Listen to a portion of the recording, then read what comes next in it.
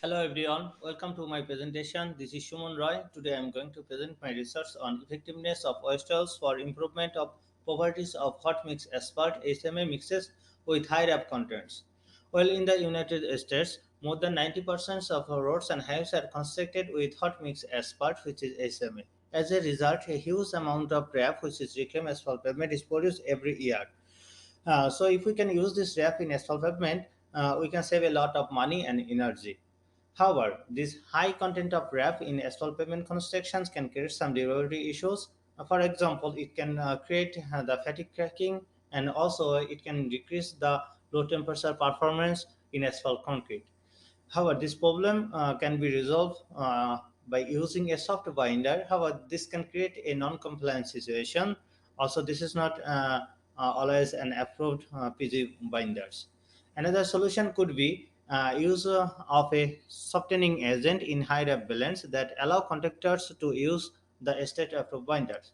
Thus, the major objectives of this study is to evaluate the effectiveness of softening agent on asphalt binders' rheological and mechanical properties. Uh, to achieve the goal of this project, we use three types of asphalt binders is collected from two different sources. Also, two samples along with three rejuvenators. One is commercial rejuvenator EVF, and two is waste-based softener such as WCO, which is waste cooking oil, and EVO, which is engine bottom oils, are used. Well, in this study, a detailed laboratory test plan is made, which is followed throughout the study. Also, a series of laboratory tests such as rotational viscometer (RV), dynamic shear rheometer (DSR), bending beam rheometer (BBR), rolling thin film oven (RTFO), pressure raising vessel (PAV), penetration test, pH measurement, atomic force microscope (FM), FTIR, and SARA analysis are included. Based on the RV test results, it can be found that the viscosity of the east binder balance is found to be reduced due to the rejuvenation.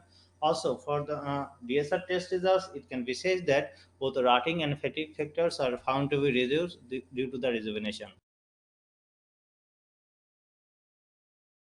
The BBA test result shows that the stiffness values of the rejuvenated binder belts are found to be reduced while increase the rate of stress relaxation.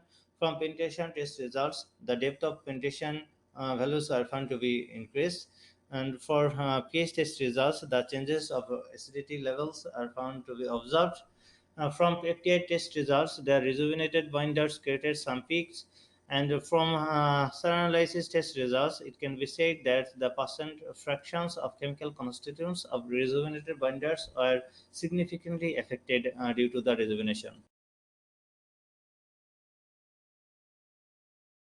FM test result shows that the asphalt binder surface morphology are significantly affected due to the rejuvenations, and the case of microstructure recovery, WCO and EVF are found to be useful, while EVO is less effective.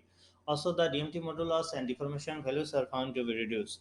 From Texas boiling test results, it can be said that WCO perform better, while EVO is found to be less effective in terms of asphalt binder retention. In conclusion, it can be said that rejuvenated binders become softeners that it reduce the rotting resistance. However, it increase the fatigue cracking resistance and low temperature performance.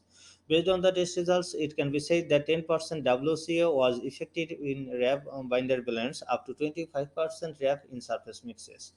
Also, the Texas boiling test is simple and easy to perform, while FM tool can be used for nanomechanical characterization. A further test can be included, including more SOL mixer test data.